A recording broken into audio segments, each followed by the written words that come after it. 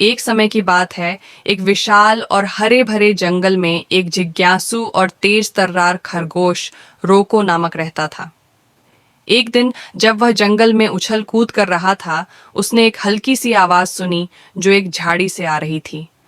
उसकी कान खड़े हो गए और उसने बिना समय गंवाए उस दिशा में कूदते हुए आवाज की ओर बढ़ा लिया। जब वह झाड़ी के पास पहुंचा, तो उसने देखा कि एक छोटा सा शेर का बच्चा फंसा हुआ था। उसकी टांगें एक जाल में फंसी हुई थीं और वह डरा हुआ था।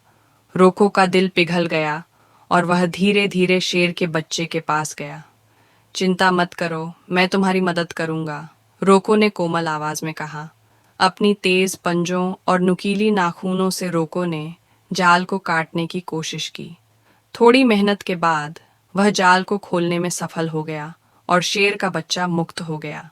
शेर का बच्चा रोको की ओर देखकर धन्यवाद कहते हुए बोला, धन्यवाद दयालु खरगोश। रोको हंसते हुए बोला, कोई बात नहीं, लेकिन ध्यान रखना, इस जंगल में सभी जाल इतने आसान नहीं होते। शेर का बच्चा सिर हिलाते हुए रोको का आभार जताते हुए बोला, मैं तुम्हारा सच्चा मित्र हूं। चलो, अब मुझे तुम्हें मेरे पीठ पर सवारी देने का मौका दो। वह दोनों एक साथ खेलने लगे और बहुत अच्छे दोस्त बन गए। वर्षों तक उनकी दोस्ती बनी रही और शेर का बच्चा एक महान शेर बन गया। वह जंगल में सभी जानवरों द्वारा सम्मानित था। लेकिन एक दिन एक भयंकर दुर्घटना हुई। रोको एक शिकारी के जाल में फंस गया।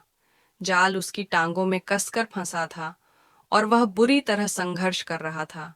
शेर का बच्चा, अब जो एक प्रौढ़ शेर बन चुका था, लियो के नाम से प्रसिद्ध था, रोको की आवाज सुनकर दौड़ता हुआ आया। उसकी सुनहरी मां ने सूरज की किरणों में चमक रही थी। लियो ने अपनी ताकत से जाल को तोड़ दिया और रोको को बड़ी सावधानी से बाहर निकाला। चिंता मत करो मेरे दोस्त, लियो ने कहा। रोको कांपते हुए लियो को देखकर बोला, तुमने मुझे बचाया, ठीक वैसे ही जैसे मैंने तुम्हें बचाया था।